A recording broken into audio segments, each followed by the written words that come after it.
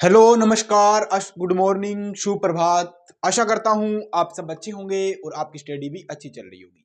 Education factory के online platform पे आप सबका स्वागत है और आज हम डिस्कस करने वाले हैं 28 जनवरी 2025 की कुछ महत्वपूर्ण समसामयिक घटनाएं जो आपके एग्जाम की दृष्टि से काफी महत्वपूर्ण रहने वाली है। तो अगर आप इस चैनल पे नए हो तो चैनल को जरूर सब्सक्राइब करना और मेरे साथ आखिर तक जुड़े रहना। आप हमारा टेलीग्राम ग्रुप ज्वाइन कर सकते हो और प्ले स्टोर से ऐप भी डाउनलोड कर सकते हो। इन सब का लिंक आपको वीडियो के डिस्क्रिप्शन में मिलेगा। तो डिस्कशन स्टार्ट करते हैं और देखते हैं आज की वो महत्वपूर्ण घटनाएं कौन कौन सी है जो आपके लिए काफी इंपॉर्टेंट होने वाली है। सबसे पहले मैं बात करूं आज का फर्स्ट क्वेश्चन, 48वां अंतरराष्ट्रीय कोलकाता पुस्तक मेले का थीम देश कौन सा है? कौन सा बेटा? तो पुस्तक मेला कौन सा है? 48वां क्या है? पुस्तक मेला। पुस्तक मेला। और कहां पे हो रहा है ये? कहां पे आयोजन किया जा रहा है इसका?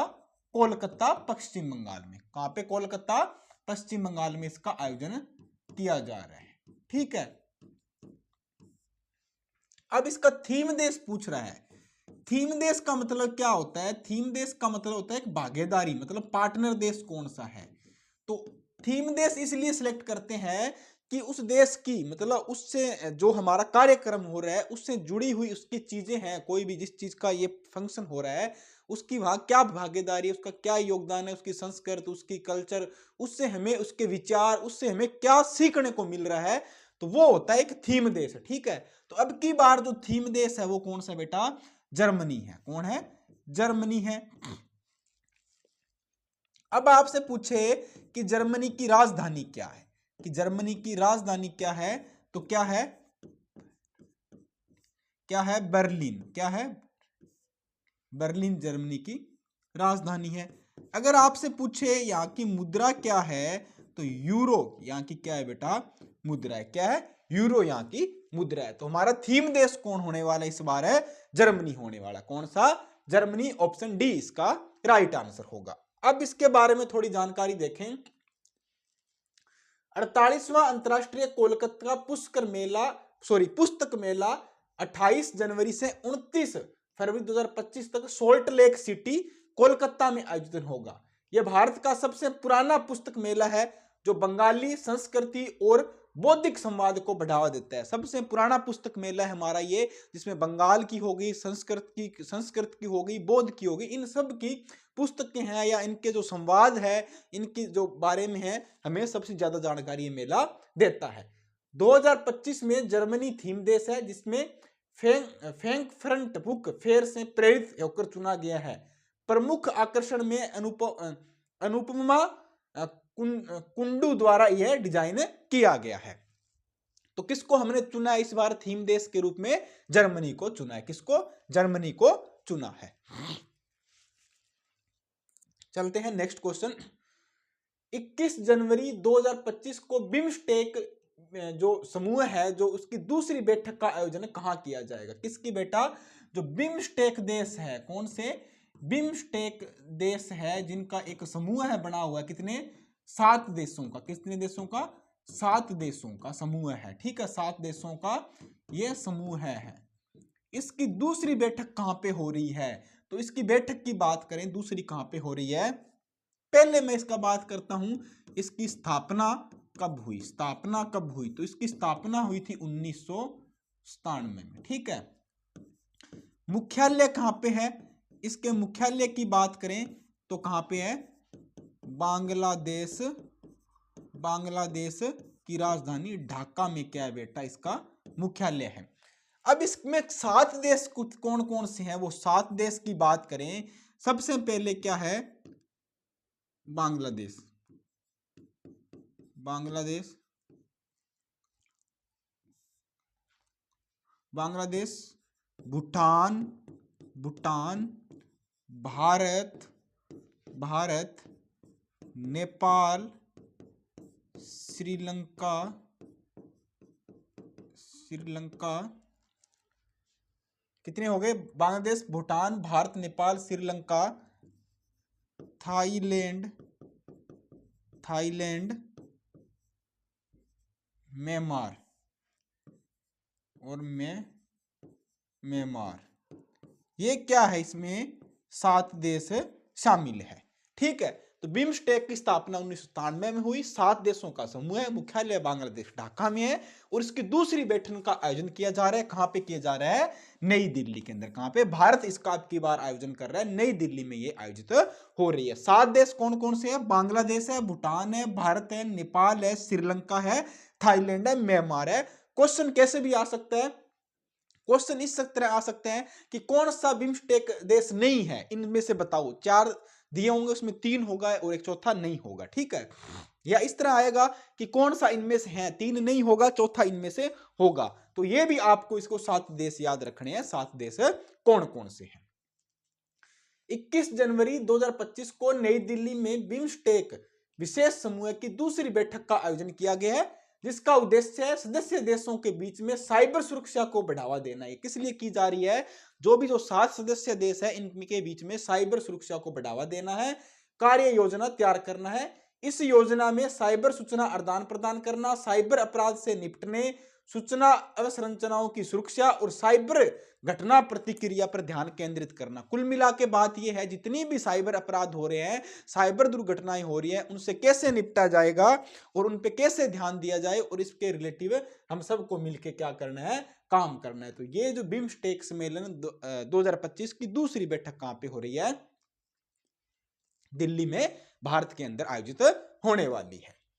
क्वेश्चन नंबर 3, किस राज्य सरकार ने राज्य के धार्मिक शहरों में शराब बिक्री पर प्रतिबंध लगा दिया? अब कौन सी राज्य सरकार है जिसने वहां के जो धार्मिक शहर है उनकी शराब की बिक्री पे बेटा क्या लगा दिया? प्रतिबंध लगा दिया। तो कौन सा राज्य है रे भारत का जिसने शराब की धार्मिक शहरों में प्रतिबंध लगाया है? तो वो कौन सा बेटा? वो राज्य है हमारा मध्य प्रदेश। मध्य प्रदेश एक बार पहले भी ऐसा कर चुके हैं कि जो नर्मदा नदी है उसके आसपास जो 5 किलोमीटर का एरिया है, जो नर्मदा नदी है बेटा, नर्मदा नदी के आसपास का क्षेत्र, नर्मदा नदी के आसपास का जो क्षेत्र है उस पे भी ये पहले प्रतिबंध लगा रखा है। जो 5 किलोमीटर आसपास का क्षेत्र है उस पे भी। तो अब की बार क्या है कि जो 11 इसके इंपॉर्टेंट या जो सिटी है धार्मिक 11 सिटी, वहां पे क्या है, इसने शराब का प्रतिबंध लगा दिया है। किसका? शराब का। तो कौन सा राज्य हो गया? मध्य प्रदेश। कौन सा हो गया हमारा? मध्य प्रदेश। ऑप्शन बी हमारा राइट आंसर होने वाला है। मध्य प्रदेश सरकार के में 24 जनवरी 2025 को राज्य के 17 धार्मिक शहरों में से शराब की बिक्री पर प्रतिबंध लगाने का निर्णय लिया है। यह निर्णय महेश्वर शहर में राज्य मंत्रिमंडल की बैठक में लिया गया। इससे पहले नर्मदा नदी के किनारे 5 किलोमीटर तक शराब पर रोक थी। नए फैसले के तहत पहले चरण में 17 शहरों की नगर पालिकाएं, नगर परिषदों और पंचायत समितियों पर पूरी तरह से शराब बंद कर दी जाएगी। मतलब मध्य प्रदेश ने जो धार्मिक नगरी है, जो धार्मिक शहर है, वहां पे क्या शराब की प्रतिबंध लगा दिया है। तो ये भी क्वेश्चन इंपॉर्टेंट है, क्वेश्चन किसी भी फॉर्म में आपके लिए आ सकता है। थोड़ा गला खराब है आज, बट क्वेश्चन नंबर 4, बैडमिंटन में एशिया मिश्रित टीम चैंपियनशिप में भारत का नेतृत्व कौन करेंगे? तो अब जो बैडमिंटन एशियन हो रहे हैं, एशियन बैडमिंटन हो रहे हैं, कौन से बेटा? एशिया बैडमिंटन हो रहे हैं, उसमें भारत का नेतृत्व कौन करेगा? बैडमिंटन के अंदर भारत का नेतृत्व कौन करेगा? तो भारत का जो नेतृत्व करेंगे वो कौन है? लक्ष्य सेन है। एक तो हमारे लक्ष्य सेन है, दूसरा कौन है? दूसरे कैंडिडेट कौन है? पीवी सिंधु। अब पीवी सिंधु के बारे में तुम याद क्या रखोगे? जो 2 ओलंपिक हुए हैं हमारे, ओलंपिक 2016 और 2020 के अंदर, 16 के अंदर क्या है, इन्होंने रजत पदक जीता था बेटा, रजत पदक जीता। और 2020 वालों में जो टोक्यो हुआ था इसमें कांस्य पदक जीता है। ठीक है, किसके अंदर? ओलंपिक के अंदर। किसमें?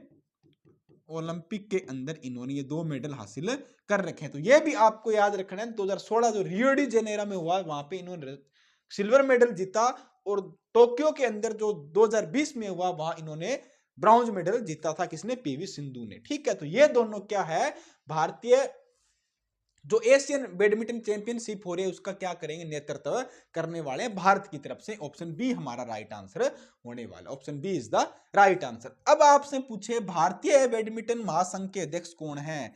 तो भारतीय लिखो, भारतीय बैडमिंटन महासंघ के अध्यक्ष की बात करें तो इसके अध्यक्ष कौन है? इसके अध्यक्ष कौन है? हेमंत बिस्वा शर्मा। हेमंत बिस्वा शर्मा क्या है बेटा? इसके क्या अध्यक्ष है। इसकी स्थापना कब हुई थी? इसकी स्थापना लिख लो रे 1934 में। कब हुई थी स्थापना? कब हुई थी? 1934 में। ये भी लिख लो। तो इसके अध्यक्ष कौन है? हेमंत बिस्वा शर्मा। स्थापना 1934 में हुई थी और पीवी सिंधु ने 2 मेडल जीत रखे हैं ओलंपिक के अंदर। ये भी आपको याद रखना। तो ऑप्शन बी हमारा राइट आंसर होने वाला है। अब एक क्वेश्चन से देखो कितने क्वेश्चन बन रहे हैं और एग्जाम में क्वेश्चन किसी भी तरह आ सकता है, तो आप हर एक क्वेश्चन के लिए प्रिपेयर रहो, ठीक है, और नोट्स अपने बनाते रहो। तो भारतीय बैडमिंटन महासंघ ने 11 से लेके 19 फरवरी 2025 तक ये कहां पे आयोजित हो रहा है? की बार है चीन में इसका आयोजन किया जा रहा है, ठीक है। फिंगांदो में होने वाली चौथी बैडमिंटन एशियन मिश्रित टीम चैंपियनशिप के लिए 14 सदस्यीय भारतीय टीम की घोषणा की है और इसका नेतृत्व लक्ष्य सेन और पीवी सिंधु करेंगे। भारत ने अब तक चैंपियनशिप में केवल एक कांस्य पदक जीता है। इस चैंपियनशिप में भारत ने सिर्फ अभी तक एक कांस्य पदक जीता है। टीम में पीवी सिंधु और लक्ष्य सेन, एच.एस. प्रणय, मालविका बसेंट, ये इन सब का नाम दे रखा है। कौन कौन कैंडिडेट इसके अंदर टीम के अंदर 14 सदस्य प्लेयर है जो शामिल हुए, उन सब के नाम दे रखे हैं। पर नेतृत्व कौन करेंगे? लक्ष्य सेन और पीवी सिंधु इसका नेतृत्व करने वाले। आयोजित कहां पे हो रही है? चीन के अंदर इसका आयोजन किया जा रहा है। Question number 5, uniform civil code लागू करने वाला आजाद भारत का पहला राज्य बन गया। अंडरलाइन करना कौन सा बेटा? आजाद भारत का पहला राज्य है।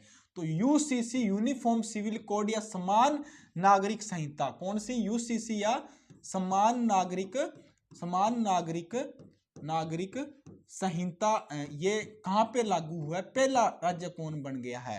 फर्स्ट राज्य भारत का, फर्स्ट राज्य आजाद भारत का कौन बन गया? आजाद भारत का पहला राज्य कौन बन गया बेटा? ये बन गया उत्तराखंड। तो क्या इससे पहला कभी कोई बना हुआ है?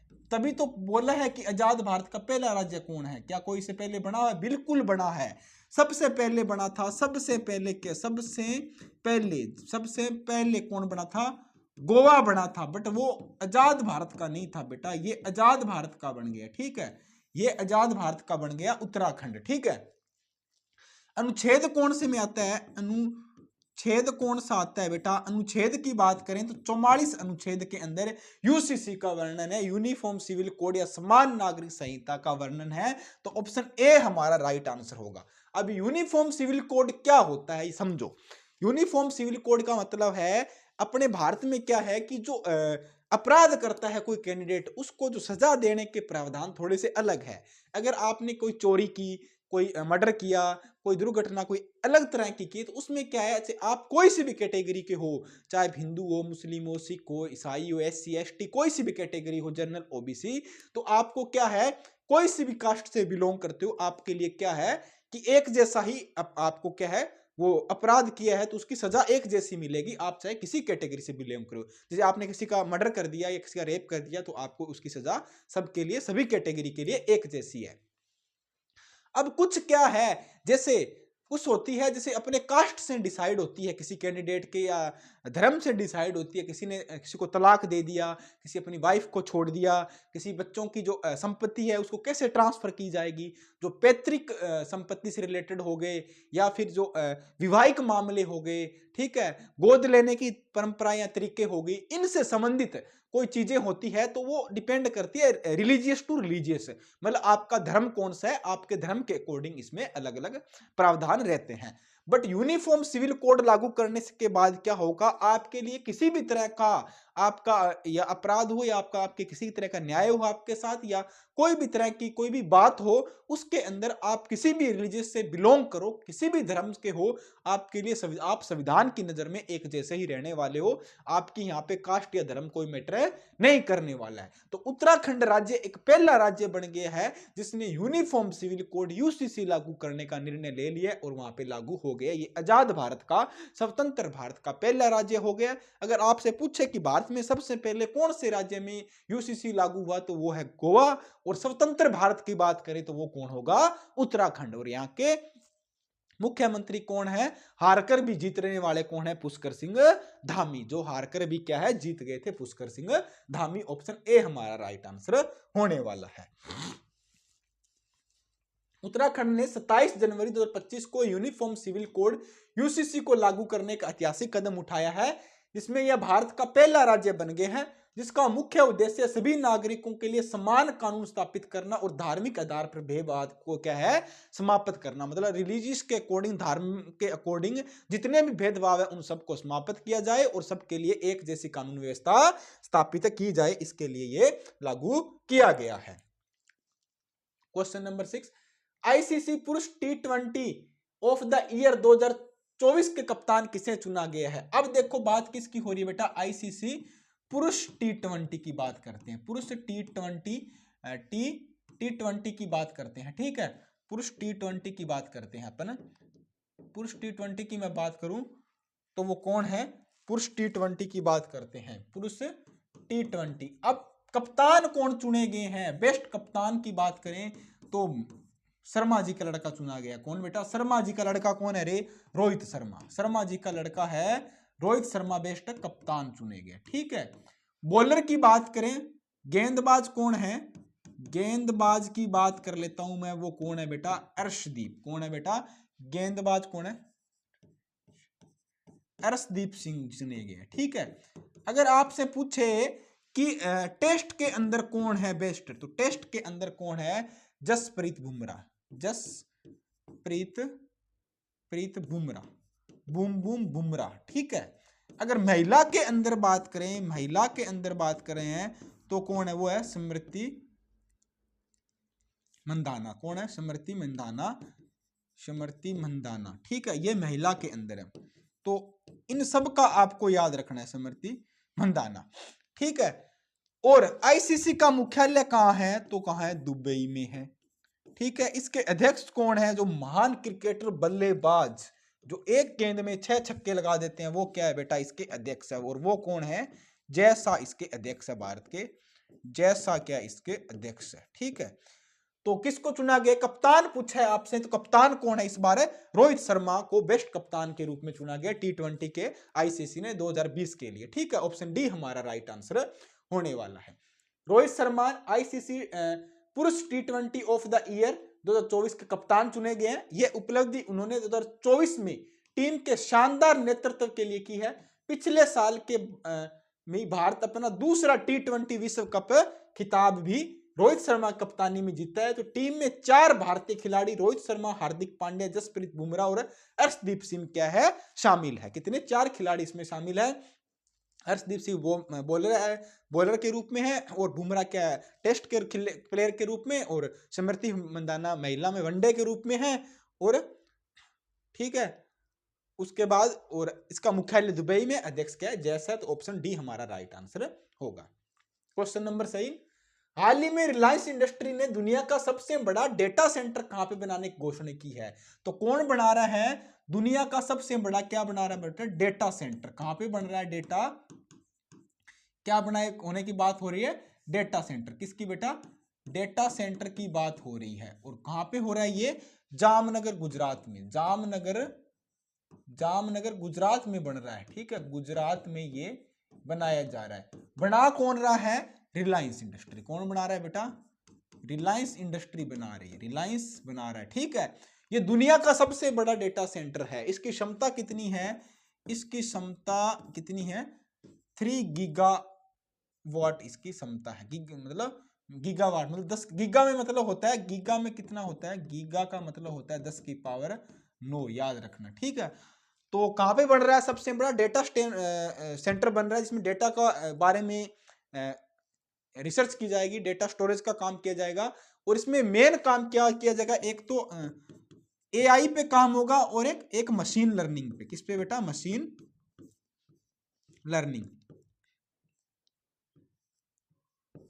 लर्निंग पे ये काम करने वाले। एआई आर्टिफिशियल इंटेलिजेंस और मशीन लर्निंग पे आधारित होगा। तो ऑप्शन ए हमारा राइट आंसर होने वाला है, option A is the right. Reliance industry Mukesh Ambani की अगुवाई में गुजरात के जामनगर में दुनिया का सबसे बड़ा डेटा सेंटर बनाने की योजना पे काम कर रही है। यह परियोजना रिलायंस में भारत के आर्टिफिशियल इंटेलिजेंस क्षेत्र में, मतलब एआई का मतलब होता है आर्टिफिशियल इंटेलिजेंस का क्षेत्र, जो मशीन लर्निंग के क्षेत्र है, इसमें एक महत्वपूर्ण कदम है। इस डेटा सेंटर की क्षमता 3 गीगावाट होगी। कितनी? 3 गीगावाट होगी। यह वर्तमान में दुनिया का सबसे बड़ा है। और माइक्रोसॉफ्ट का वो कितने मीटर, 600 मेगावाट क्षमता का डेटा सेंटर से भी बड़ा होगा। माइक्रोसॉफ्ट के पास कितने का, 600 मेगावाट का, और भारत के पास क्या, 3 गीगावाट का बनने जा रहा है। तो दुनिया का सबसे बड़ा डेटा सेंटर होने वाला है। कहां पे? जामनगर, गुजरात के अंदर। हिमाचल प्रदेश ने अपना कौन सा राज्य दिवस बनाया है? अब लिखो इसके अंदर है किसकी बात हो रही है, हिमाचल। एक कितनी तारीख है यहाँ पे, 25 तारीख है, 24 तारीख है और 23 तारीख है। ठीक है। अब 1900 अधिनियम कब का था बेटा? अधिनियम कब का था? अधिनियम 1970 का था। ठीक है। लागू कब हुआ था? लागू कब हुआ था? 25 जनवरी 1971 को क्या है, यह पूर्ण राज्य का दर्जा मिल गया था। किसको? हिमाचल प्रदेश को। और हिमाचल प्रदेश का स्थापना दिवस कब आता है? 25 जनवरी को। 24 जनवरी को किसका आता है रे? 24 जनवरी की बात करें, 24 जनवरी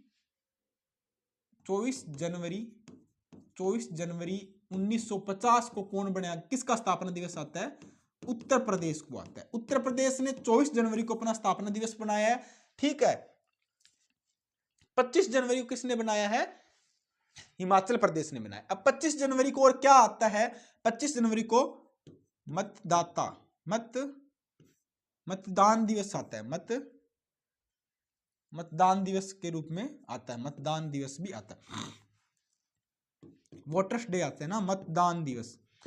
मतदान दिवस कब होता है? 25 जनवरी को हर साल। 23 जनवरी को क्या आता है? पराक्रम दिवस आता है। पराक्रम दिवस, ये किसकी जयंती पे आता है? सुभाष चंद्र बोस की जयंती पे पराक्रम दिवस। 24 जनवरी को क्या आता है? बालिका दिवस आता है। क्या आता है बेटा? राष्ट्रीय बालिका दिवस कब आता है? 24 जनवरी को। 24 जनवरी को क्या आता है? शिक्षा दिवस भी आता है। ठीक है। 24 जनवरी को क्या आता है? शिक्षा दिवस भी आता है। ये भी आपको याद रखना है। तो क्या होगा? ऑप्शन डी हमारा राइट आंसर होने वाला है। एक चीज में देखो, मैंने कितनी चीजें लिखा दी आपको। 25 जनवरी को जो इसका अधिनियम आया था, 1970 का अधिनियम था, और 25 जनवरी 1971 को ये लागू हुआ था। उस दिन क्या आता है? हिमाचल प्रदेश का स्थापना दिवस आता है। इस दिन मतदान दिवस भी होता है। 24 जनवरी 1950 उत्तर प्रदेश लागू हुआ था, बना था राज्य। और 24 जनवरी को पूछे उत्तर प्रदेश का स्थापना दिवस है। इस दिन बालिका दिवस भी है और शिक्षा दिवस भी है। और 23 जनवरी को क्या है? पराक्रम दिवस है। तो ऑप्शन डी हमारा राइट होगा। हिमाचल प्रदेश ने 25 जनवरी 2025 को अपना राज्य का स्थापना दिवस बनाया है। इस वर्ष विशेष महत्व है क्योंकि यह राज्य का 75वां स्थापना दिवस है। इस पर विभिन्न समारोह कार्यक्रमों का आयोजन किया जाएगा और जितनी भी झांकियां, परेड, ये सब किया जाएगा। तो इसके बारे में नॉर्मल जानकारी। हाल ही में मरणोपरांत पद्म विभूषण पुरस्कार किसे सम्मानित किया गया है? तो अभी क्या है, कितने बेटा पद्म पुरस्कार मिले हैं? पद्म पुरस्कार कितने लोगों को मिला है? पुरस्कार कितने लोगों को मिला है? अभी देखो कितने को मिला है? 139 लोगों को मिले हैं। कौन कौन से? अरे देखो, सबसे पहले पद्म विभूषण कितने को मिला है? पद्म विभूषण की मैं बात करूं तो कितने लोगों को मिला है? 7 लोगों को। ठीक है। उसके बाद पद्म भूषण कितनों को मिला है? पद्म भूषण कितने लोगों को मिला है? तो ये मिला है 19 लोगों को। ठीक है।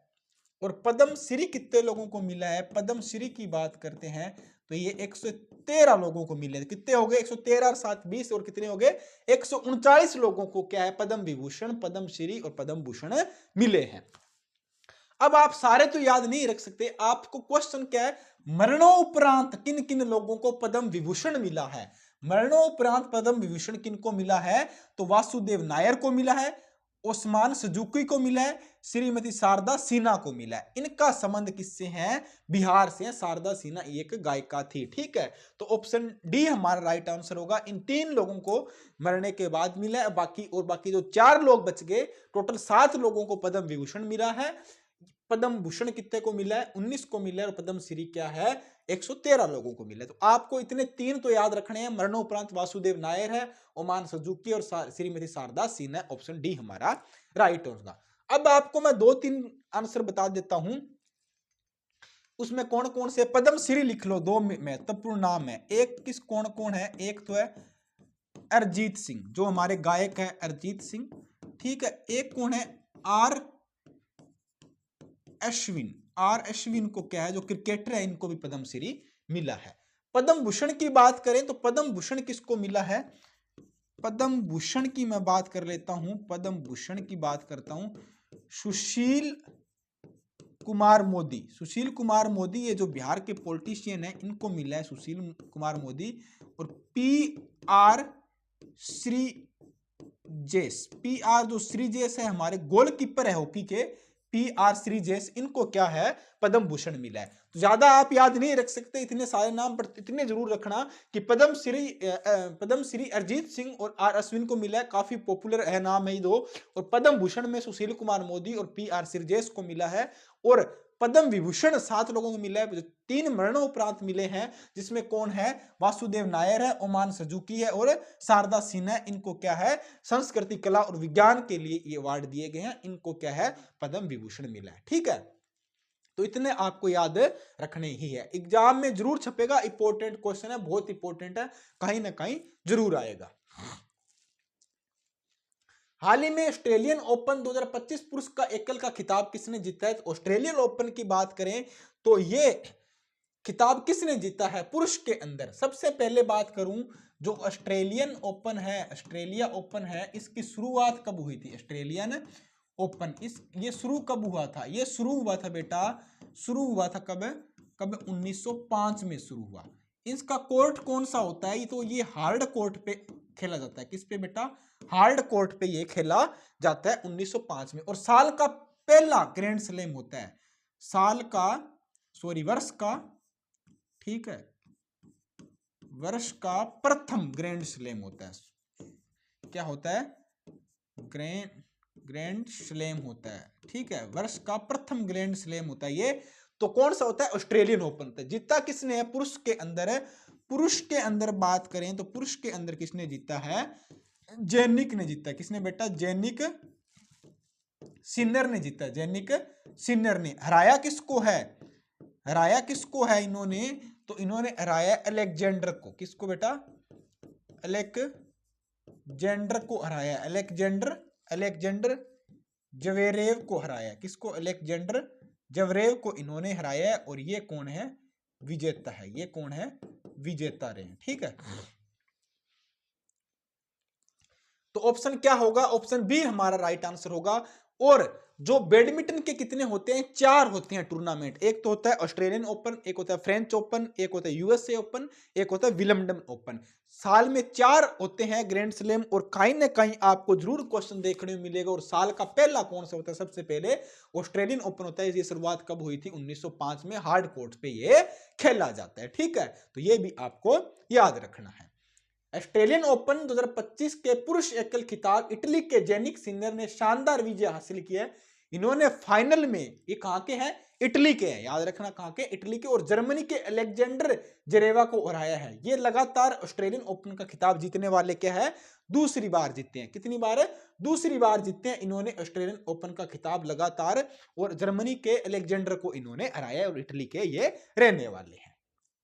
क्वेश्चन नंबर 11 और आज का लास्ट, हाल ही में किसने युद्ध क्षेत्र निगरानी प्रणाली संजय को हरी झंडी दिखाई है। किसको बेटा, संजय। अब संजय क्या है, ये क्या है, युद्ध क्षेत्र के अंदर, युद्ध के अंदर क्या है, एक निगरानी प्रणाली है। किसके अंदर, युद्ध के अंदर क्या करेगा, युद्ध के अंदर, युद्ध क्षेत्र में क्या करेगा, निगरानी करेगा।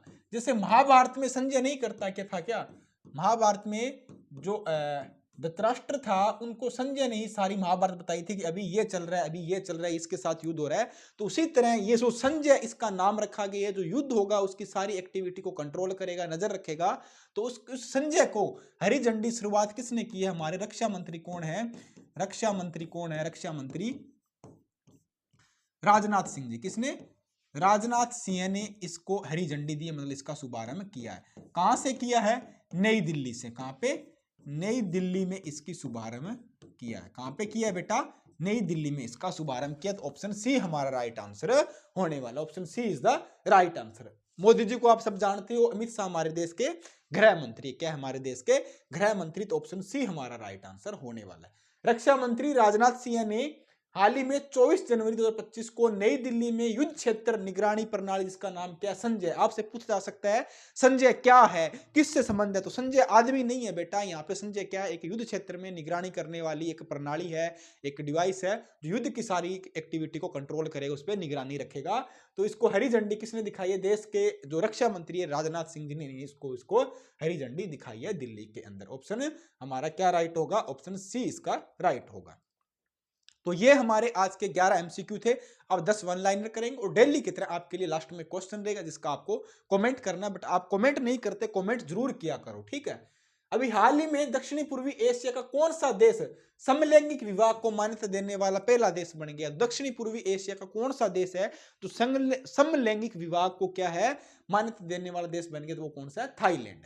अंतरराष्ट्रीय बाजरा महोत्सव कहाँ आयोजित किया जा रहा है? बेंगलोर कर्नाटक में बाजरा महोत्सव आयोजन किया जा रहा है। गणतंत्र दिवस में भाग लेने वाले किस समुदाय के आदिवासी जो राजा है जो पहली बार शामिल हुए वो को है मनन्ना समुदाय। किसके बेटा? मनन्ना समुदाय के राजा पहली बार शामिल हुए। दक्षिण भारत केरल के हैं, ठीक है। ऑपरेशन सर्द हवा किससे संबंधित है? तो ये बीएसएफ से संबंधित है, राजस्थान में चलाई जाती है बॉर्डर सिक्योरिटी फोर्स द्वारा, जो रेड क्लिफ रेखा है हमारे राजस्थान के अंदर वहां पे होती है, ठीक है। भारतीय अंतरराष्ट्रीय महासागर सूचना सेवा केंद्र INCOIS की स्थापना कब हुई थी? तो 1999 में इसकी स्थापना हुई और इसको क्या है, सुभाष चंद्र बोस आपदा पुरस्कार भी दिया गया। मतदाता दिवस 2025 की थीम क्या थी? वोट जैसा कुछ नहीं, वोट जरूर डालेंगे हम। वोट जैसा कुछ नहीं और वोट जरूर डालेंगे हम। तो ये इसकी थीम है अब की बार 2025 की, वोट जैसा कुछ नहीं और वोट जरूर डालेंगे हम। अभी हाल ही में केरल के मुख्यमंत्री द्वारा आपदा जोखिम चेतावनी की जो शुरुआत की उसकी क्या नाम है उसका? कवचम। केरल के मुख्यमंत्री द्वारा जो आपदा जोखिम की चेतावनी देने वाला जो प्रणाली शुरू की गई उसका नाम क्या है? कवचम है। भारत सरकार के द्वारा 2030 तक कितना लक्ष्य रखा है जीआई टैग प्राप्त करने का? तो वो 10,000 का लक्ष्य रखा। कितना? 10,000 का। जस्टिस आलोक राधे ने हाल ही में किस उच्च न्यायालय के मुख्य न्यायाधीश के रूप में शपथ ली है? तो आलोक राधे ने मुंबई उच्च न्यायालय, मुंबई हाई कोर्ट के मुख्य न्यायाधीश के रूप में शपथ ली है। किस शहर का वर्जिन नारियल ऑयल को जीआई टैग मिला? तो ये अंडमान निकोबार का है। वहां के जो कोकोनट ऑयल है, जो नारियल तेल है, वर्जिन नारियल तेल, इसको क्या जीआई टैग दिया गया। तो ये हमारे आज के 10 वन लाइनर थे, 11 एमसीक्यू थे। और आज का क्वेश्चन ऑफ द डे क्या है आपके लिए? भारतीय संविधान में कुल कितने अनुच्छेद है? तो आपको कमेंट करके जरूर बताने कुल कितने अनुच्छेद है। तो थैंक यू, बाय बाय। कल फिर मिलते हैं। अपनी तैयारी को जारी रखें, नोट्स वगैरह बनाते रहें। PDF टेलीग्राम ग्रुप में मिलेगी। जय हिंद, धन्यवाद।